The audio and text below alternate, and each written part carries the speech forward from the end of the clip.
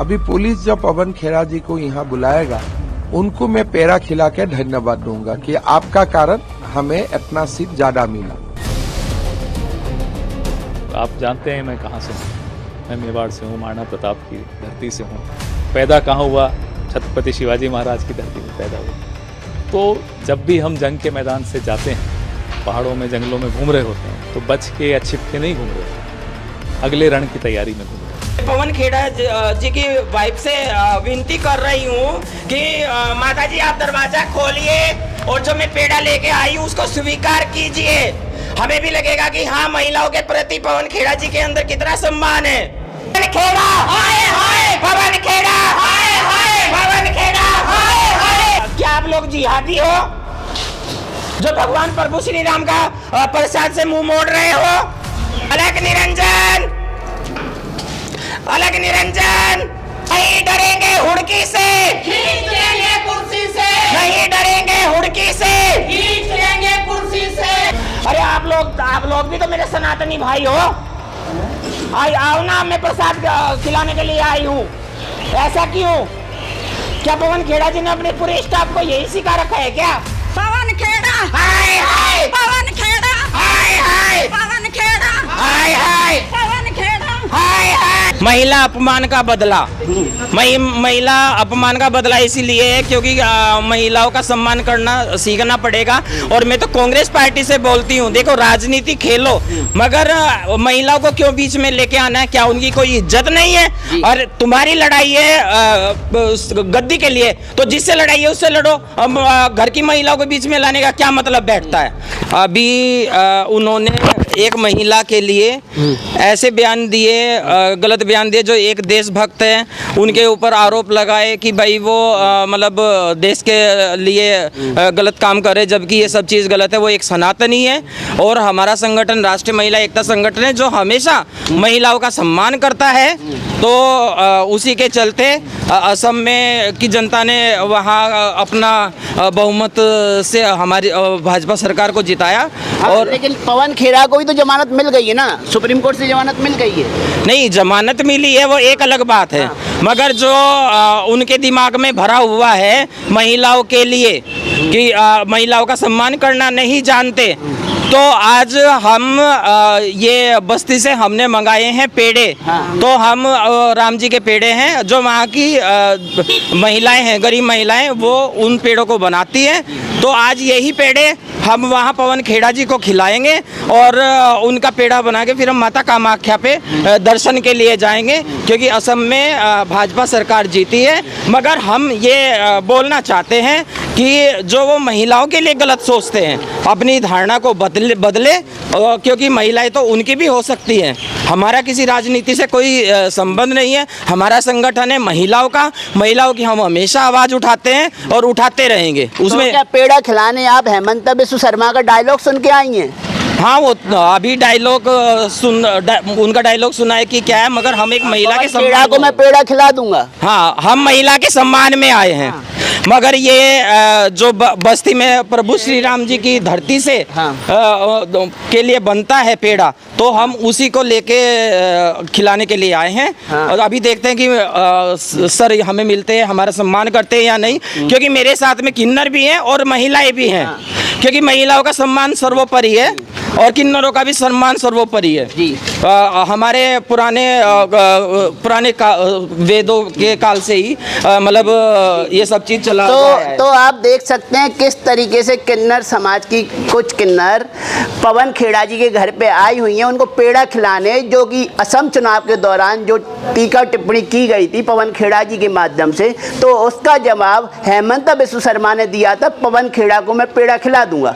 तो पेड़ा लेके आज किन्नर समाज आया हुआ है असम में, हेमंत बिस्व शर्मा की जीत पे पेड़ा खिलाने आए, महिला अपमान का कुछ बदला लेने आई है। महिला अपमान का बदला, महिला अपमान का बदला इसीलिए है क्योंकि महिलाओं का सम्मान करना सीखना पड़ेगा। और मैं तो कांग्रेस पार्टी से बोलती हूँ, देखो राजनीति खेलो, मगर महिलाओं को क्यों बीच में लेके आना है? क्या उनकी कोई इज्जत नहीं है? और तुम्हारी लड़ाई है गद्दी के लिए, तो जिससे लड़ाई है उससे लड़ो।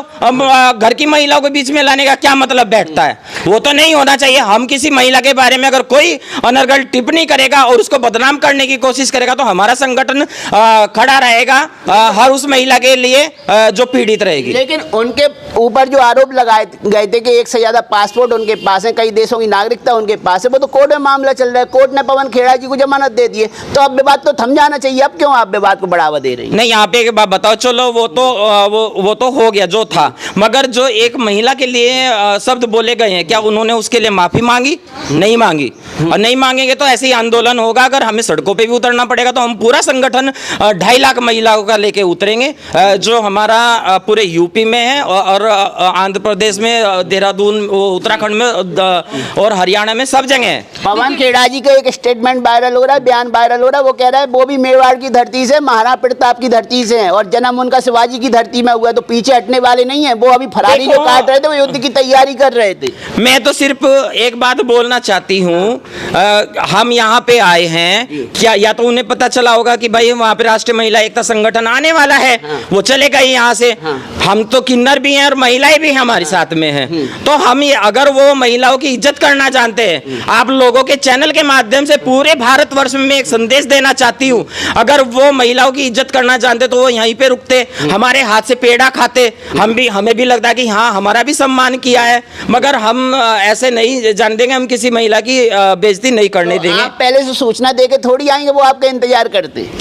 अभी मतलब सूचना तो नहीं दी है, वो हमारा फॉल्ट है, मगर हम जो इस तरह के मंत्री होते हैं उनको कहीं ना कहीं से तो पता चल जाता है कि भाई कौन आने वाला है। हाँ, जी। तो आप आएंगे पेड़ा खिला के जाएंगे, पेड़ा बिना खिलाए चली जाएंगी? मैं तो पेड़ा खिलाने के लिए आई हूँ। अगर वो हमारी इज्जत करते हैं, महिलाओं की इज्जत करते हैं और वो महिलाओं को सर्वोपरि मानते हैं, पूरे देश की महिलाओं के लिए है ये बात, कोई एक अकेली के लिए नहीं है।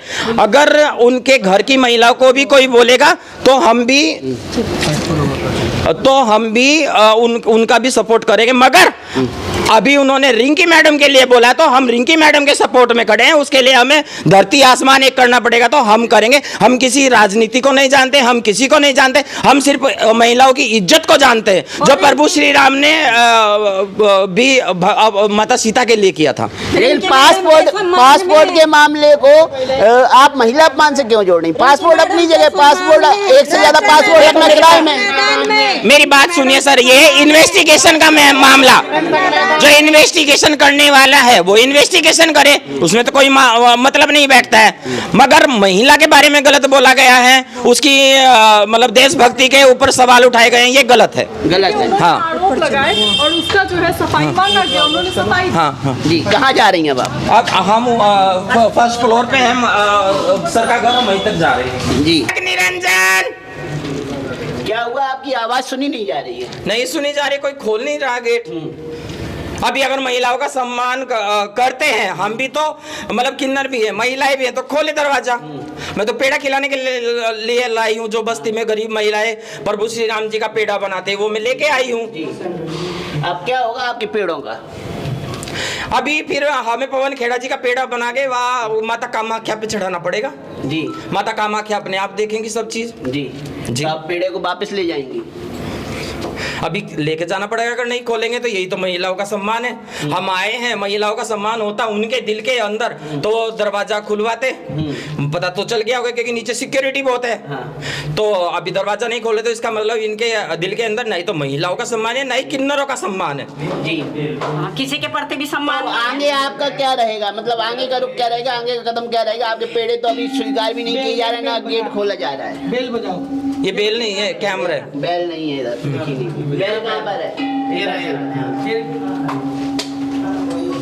अब बजा अंदर। जी, अभी स्वीकार नहीं किया जाएगा तो हम माता कामा इनका पेड़ा बना के माता कामाख्या पर चढ़ाएंगे। माता कामाख्या खुद देखेगी इनको ना।